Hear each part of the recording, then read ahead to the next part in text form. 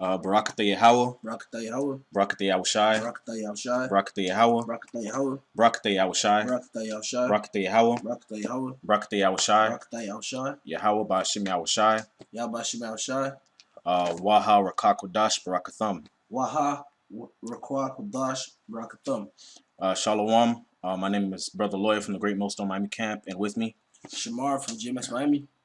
And first and foremost, we want to give all praises to Yahweh, Ba'ashim, Yahushai, double honors to the elder apostles of Great Millstone, and salutations to all that come out there pushing the word of Yahweh, Ba'ashim, Yahushai in truth and sincerity. That's right. Today, Lord willing, this is edifying. We're going to go into the Roman Empire and proving that the Romans were Edomites, okay? By going through the different precepts and prophecies and linking it all together, man. Linking the Romans with the prophecies and the scriptures concerning Esau, showing that they was the same people. You know, because you got a lot of scoffers out there coming up saying otherwise, that the Romans weren't Edomites. You got people in general, and then on top of that, you got brothers that's coming into the truth, new brothers coming into the faith that need to understand these things. Yep. Okay, so that's what we're gonna go into today, and Lord willing, this video is edifying. So without further ado, the first thing that we're gonna start off with through the Spirit is Daniel chapter 7 and 7 concerning the fourth beast. All right, this is Daniel chapter 7, verse 7. After this, I saw in the night vision, and behold, a fourth beast, dreadful and terrible, and strong exceedingly. And it had great iron teeth. It devoureth and break in pieces, and stomp the residue with the feet of it. Right, so it says this fourth beast, okay, was strong exceedingly. It was dreadful and terrible. Okay, it had iron teeth. It devoured and break in pieces and stamped the residue with the feet of it. Okay, so the first thing that we're going to touch on to prove, well, first of all, the first thing that we need to prove is that this fourth beast is talking about Rome. That's the first thing that we're going to do. Bottom line, out the gate, we're going to endeavor to prove that this fourth beast is talking about ancient Rome. Okay, and the way we're going to do that is by going to First Maccabees, chapter 8, and if you don't mind starting at verse 1 for me, brother. You said First Maccabees 8. 8 and 1. All right, cool. This is First Maccabees chapter 8, verse 1.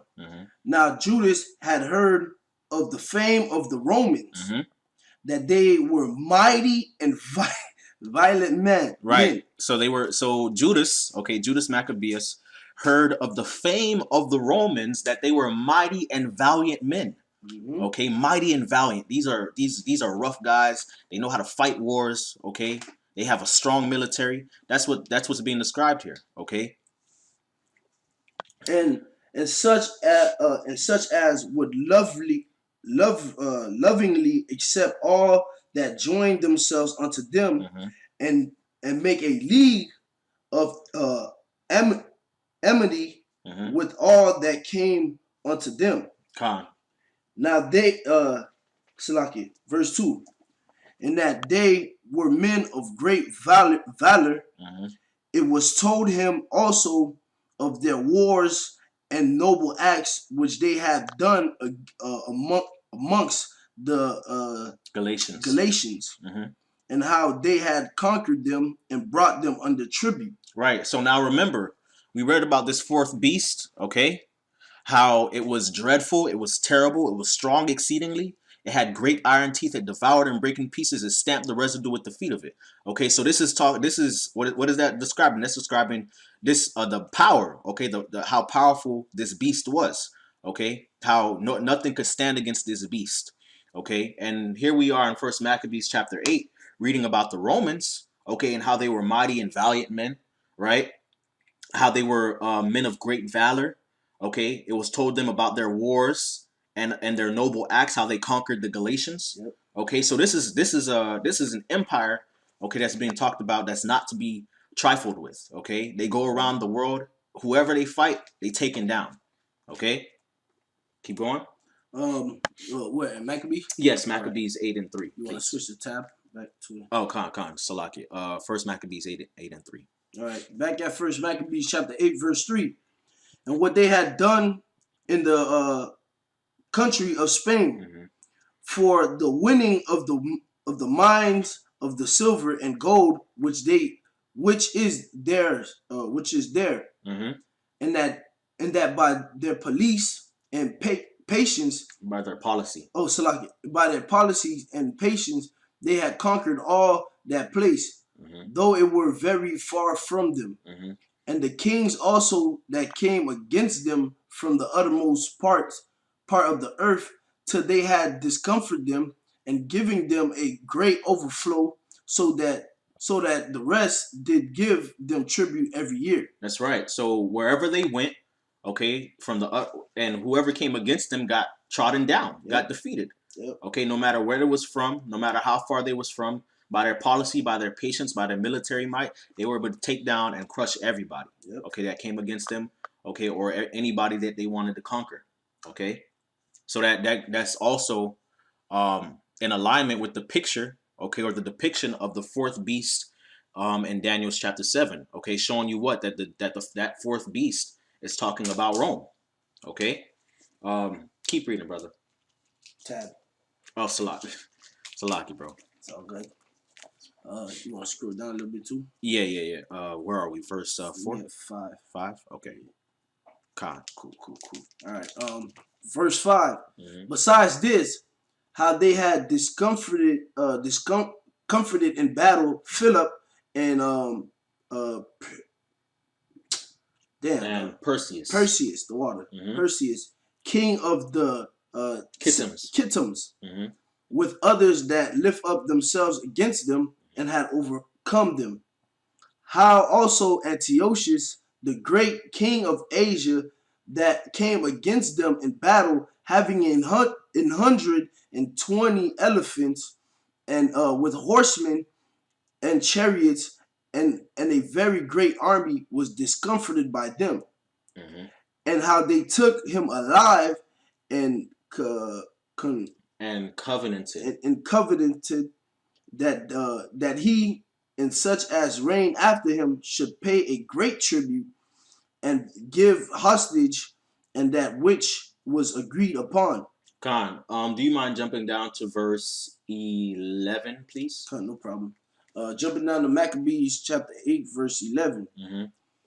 It was told him, besides how they destroyed and brought under their dominion all other kingdoms and isles that at any time resisted them. Right. So it was told him, okay, this is what Judas Maccabeus is hearing. It was told him, besides all of these things that he had already heard about the Romans, how that they destroyed and brought under their dominion all other kingdoms and isles that at any time resisted them. Okay, so that again is in alignment, okay, and paints an even more vivid picture of what's written in Daniel 7:7 about how this fourth beast, dreadful and terrible, strong exceedingly, okay, stamped the residue with the feet of it, break and devour everybody in pieces. Okay, now if you don't mind, let's see. Actually, keep reading from there, please. Verse 12.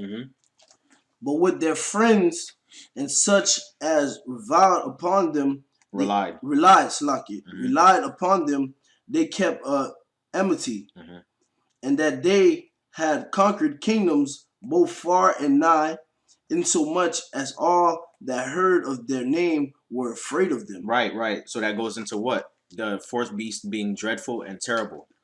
I keep forgetting about this damn tab, Salaki Akim. Yeah, that was verse 12. Yeah. Khan. Okay, so that goes into them being dreadful and great and terrible. Okay, everybody who heard about them, all right, they were afraid. Okay, those that resisted them got murked. Okay, trodden down underfoot. They got trodden down underfoot. Everybody that wanted to be friends with them, it's all good. But if you resist them, it's a wrap. It's a wrap. Okay. Verse 13.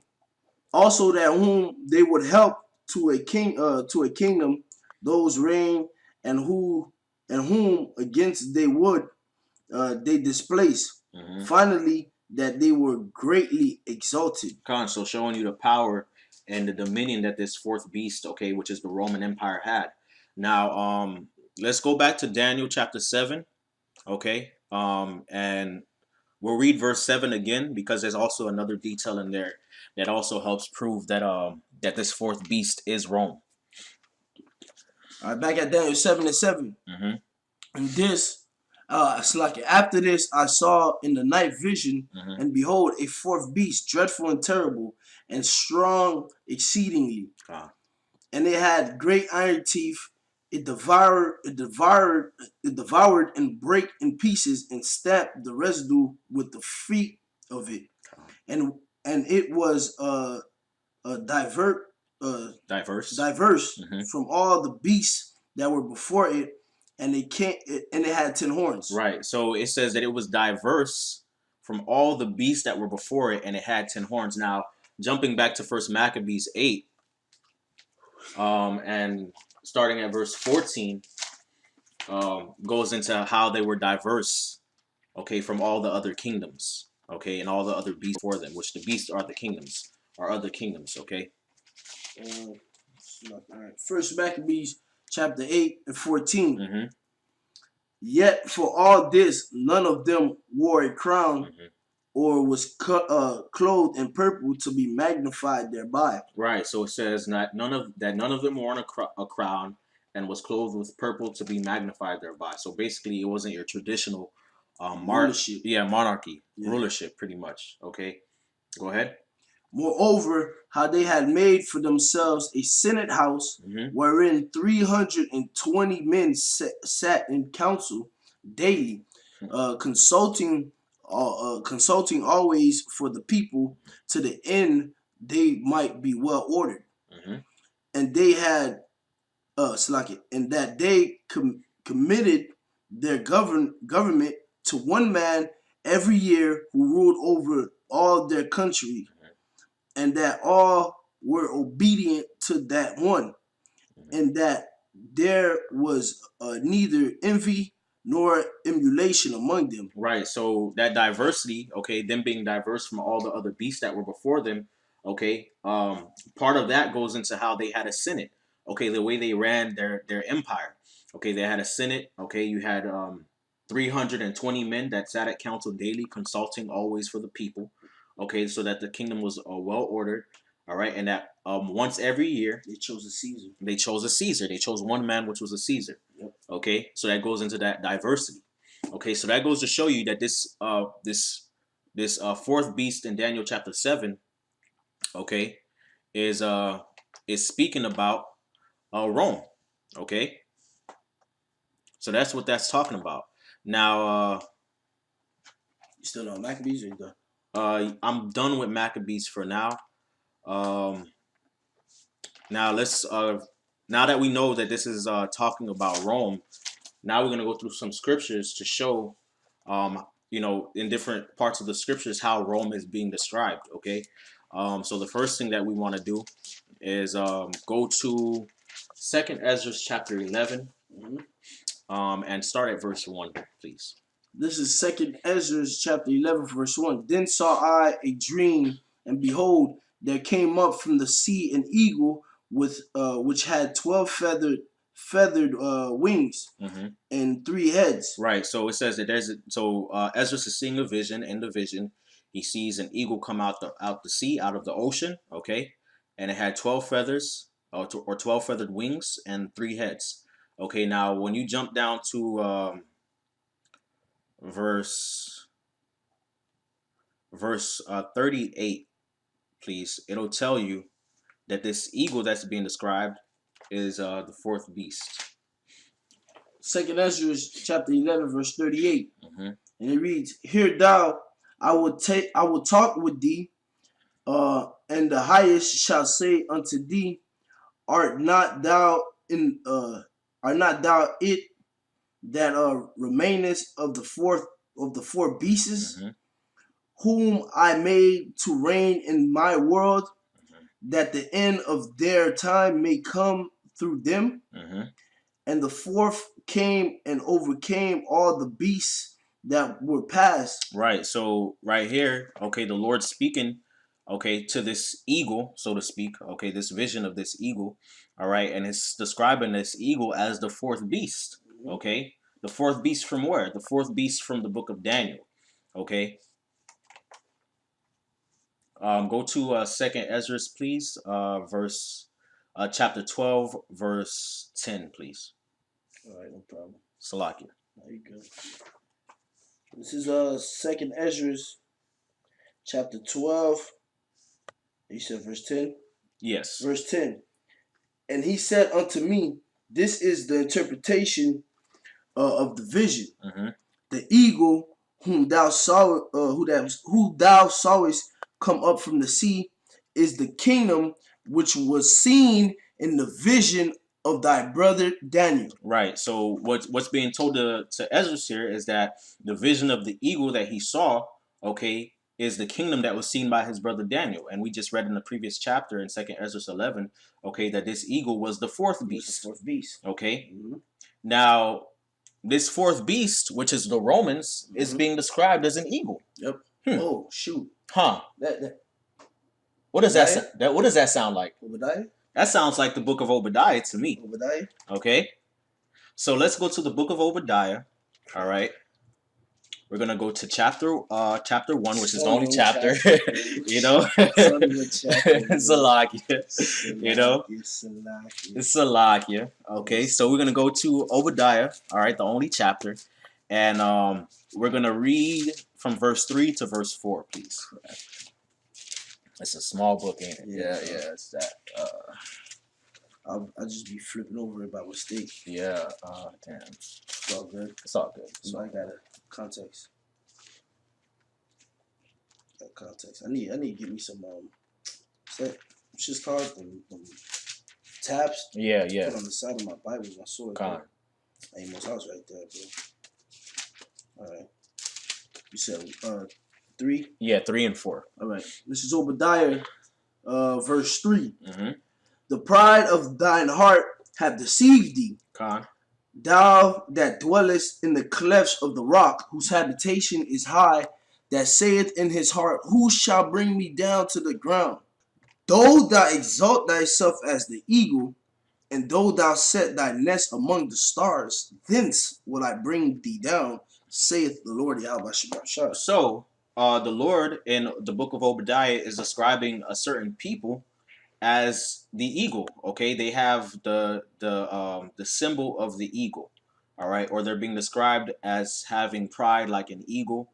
All right, they exalt themselves as the eagle. Okay, and that people that's being talked about is the Edomites, as you see in verse 1. Yep. Okay, so what does that tell you? That tells you that the Romans were Edomites. Okay. And if I could say it, that was part of the fucking Romans culture regardless, because at the end of the day, there's several movies, like for example, The Eagle. All right, the movie about the Roman centurion or whatnot, this Roman soldier, man, all right, who went out to go fight the savages around that area to go get the golden Roman eagle back to bring back honor to his name, bro. All right, that's how the Romans rock. They always had the eagle on their shields. Their garments had the eagle on it, man. All right. Con. Now, to help further illustrate the point, ain't no biggie. Jeremiah 49 and 16. This thing acting slow, man. Demons. It's all good. Jeremiah 49 and 16, please. This is Jeremiah chapter 49 and 15. Mm-hmm. All right. It reads, for lo, I will make thee small among the heathen and despised among men. Mm-hmm. Thy terribleness hath deceived thee, and thy pride and the pride of thine heart, Salaki, and the pride of thine heart, mm-hmm. O thou that dwellest in the clefts of the rock, mm-hmm. that holdest the height of the hill, mm-hmm. Though thou shouldest make thy nest as high as the eagle, I will bring thee down from thence, saith the Lord Yahweh Bashim Yahushai. Right. So now the next verse says that this is concerning what nation? Also Edom shall be a desolation. Mm-hmm. Everyone that goeth by it shall be astonished, and shall hiss at all the plagues thereof. Right. So it's saying that all these things are being spoken about the Edomites. Yep. Okay. They have they carry the eagle as a symbol of their nation. They're described as an eagle in the Bible multiple times. They're proud. Okay. They're proud, and it also says in verse 16, which is one of the points that stuck out to me. It says, "Thy terribleness has deceived thee." Right now, when you go back to Daniel 7, okay, the fourth beast was described as what? Dreadful and terrible. Okay. Now just to give some visuals. All right, I simple Google search. I went to google.com and I typed in the Roman Empire eagle. Okay, and what came up? The Aquila. Okay, of the Romans. And what is an Aquila? An Aquila. Okay, this is from the Wikipedia. All right, it says an Aquila or eagle was a prominent symbol used in ancient Rome, especially as the standard of a Roman legion. And that was that military. That was the movie that you was talking about. Okay, he went to go find what the eagle statue. That was the symbol of their military. And can I say this? Go ahead. And that show you. Look, the eagle was the standard for what? The Roman legion, right? And guess what? That's who was bringing all that power to Rome. Their fucking military, man. That's right. That's right. It says a legionary, which a legionary is basically a soldier that's part of a legion, okay, which is a platoon of 1,000, okay, or thousands of soldiers. A legionary, known as an aquilifier or aquilifer or eagle bearer, carried this standard. Each legion carried one eagle, and that dude that carried the eagle was always in the front of the legion. Just toss that out, man. It shows you that what? It showed that the Romans carried that symbol of an eagle with pride. And that had to be up front. And what did that show you? That shows you that they Edomites. Because it says the same thing about Esau in the prophecies, man, of Obadiah and Jeremiah. Okay? So it says the eagle was extremely important to the Roman military, beyond merely just being a symbol of a legion, a lost standard or a lost Aquila, okay, or a lost eagle statue, was considered an extremely grave occurrence, and the Roman military often went to great lengths to both protect the standard and to recover it if it was hey, you brothers gotta watch the Eagle. If you haven't, you gotta watch the Eagle. That's the movie right there, bro. Damn, son. God, I'm gonna read that again.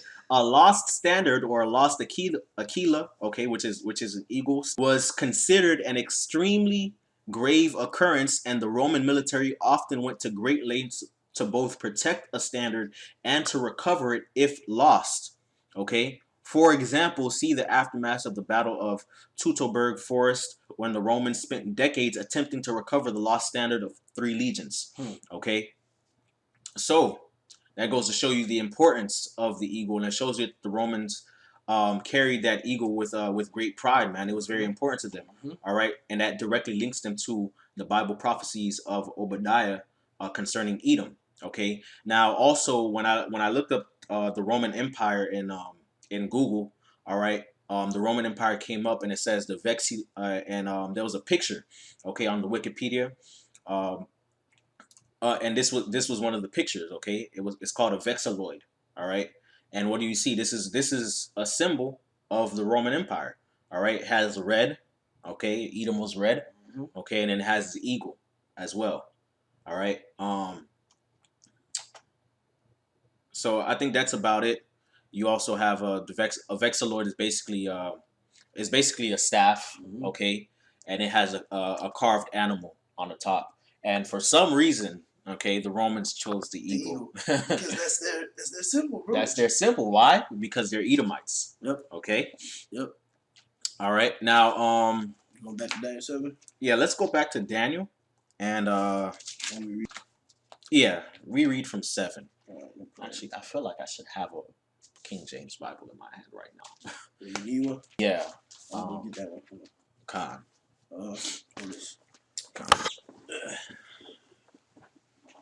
Just remarks on? Yeah. Alright. There we go. Alright. Back at Daniel 7. Let me give you time to get there. While I better get in there, one tidbit I wanted to add to show you that the Romans were the Edomites, alright? And who are the Edomites? The so-called white people. Because if you look at it, America, alright, being the capital of the Edomites, man, what do they rock? The fucking eagle, man. The same standard that the fucking Romans had. These fucking Edomites in America carry that same standard, man, to show that they the same people, man. God. You know? God. Shit, Edomites rule America, right? Yeah.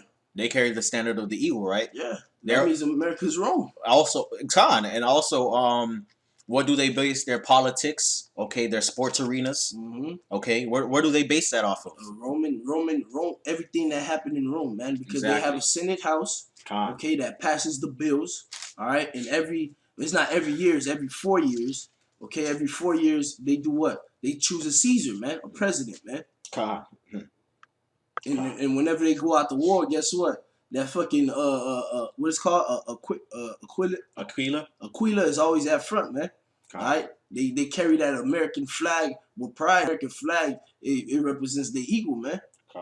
That's right. That's right. Hey, man. Even I remember growing up in school, you know, or going to like certain important government buildings where they have the American flag, and then on top of the pole, it's a fucking gold eagle. It's just like Rome, bro. Just like Rome. You see? Hey, man, ain't no getting exactly. Yeah, that's the spirit. Ain't not doing this, son, man. Hey, man, there's no getting around these scriptures, man. Ain't no getting around these scriptures. Precept upon precept, line upon line, man. Here a little, there a little. Why? So they can fall back and be broken and snared and taken, man. For all you scoffers out there. That's right. Okay. Back at Daniel 7, and I read 7 again. After this, I saw in the night vision, and behold, a fourth beast, dreadful and terrible, and strong exceedingly, and it had great iron teeth. It devoured and brake in pieces, and stamped the residue with the feet of it, and it was diverse from all the beasts that were before it, and had 10 horns. I considered the horns, and behold, there came up among them another little horn, before whom there was 3 of the first horns plucked up by the roots. And behold, in this horn were eyes like the eyes of man, and a mouth speaking great things. I beheld till the thrones were cast down, and the Ancient of Days did sit, whose garment was white as snow, and the hair of his head like the pure wool. His throne was like the fiery flames, and his wheels as burning fire. A fiery steam issued and came forth from before him.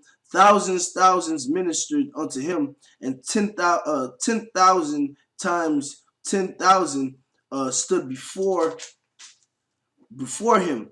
The judgment was set, and the book was open, and the books were open. Right, and that's talking about the Heavenly Father. Okay, so Daniel saw this vision, okay, of the Roman Empire, okay, which is that fourth beast. And after he saw that vision of the fourth beast, what did he see? He saw the Most High reigning. Okay. All right. So what does that go to show you?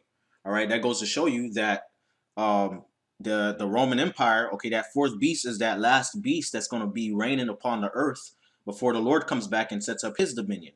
Okay. Now, when you go to the book of Obadiah, okay. All right, go to the book of Obadiah, and go to the last verse, please. 21. Okay.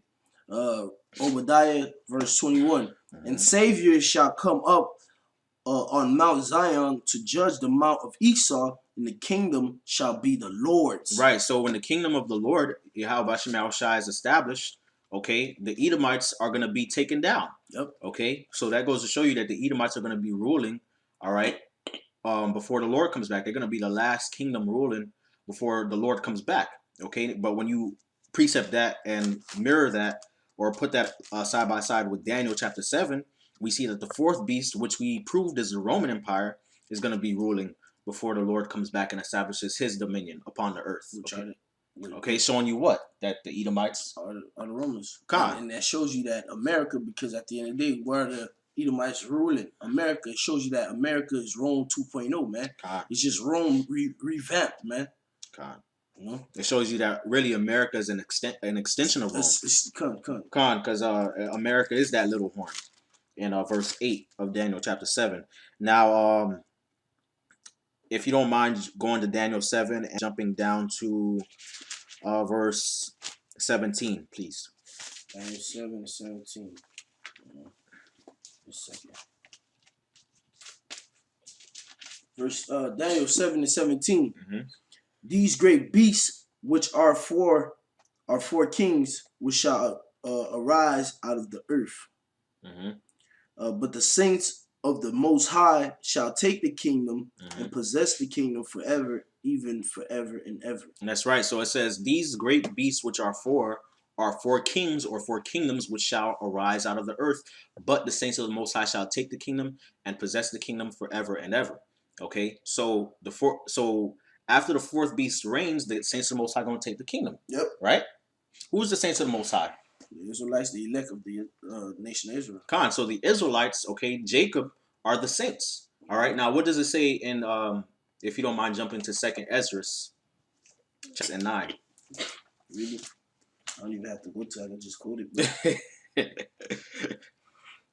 Esau is the end of the world, and Jacob is the beginning of it that followeth. That's right. That's right. 2nd Ezra chapter 6, verse 9. And it reads, for Esau is the end of the world, and Jacob is the beginning of it that follow. I didn't even have to read it. I quoted it. God. That's right. You see? That's what it is. So that goes to show you, man, all right, that fourth beast is Esau. Yep. Okay, the fourth beast is going to be reigning before the Israelites, before the saints take the kingdom. Okay, before Yahweh Shem Yahushai and the Israelites under Yahweh Shem Yahushai takes the kingdom, the fourth beast is going to be reigning. Now you jump to 2nd Ezra 6 and 9. It tells you that Esau is the end of the world, okay, but Jacob is the beginning of it that follows. So that shows you what? That the Edomites and the Romans are the same people. They're going to be ruling at last days. They're the same people, man. Okay, the Romans were Edomites. Okay, and that's the point, man. All right, so hopefully this video was edifying and everything was concise and brought out in order. Okay, and helped establish, that part of the doctrine. Okay, precept upon precept, man. Okay, showing you that the Romans were Edomites, man, despite what these scoffers say, man. Okay, despite what these Edomites try to say to help squiggle and wiggle out their judgment, man. They the Edomites, and the Most High gonna judge them. That's right. Okay? That's right. All right?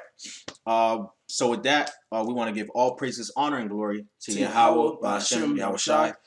Double honors to the elder apostles of Great Millstone, and salutations to all the Akim out there pushing the word of Yahweh, Hashem, Yahushai, and truth and sincerity. Yahweh, Hashem, Yahushai, Waha, Rakak, Wadash, Barakathum. Shalom. Shalom. Shalom.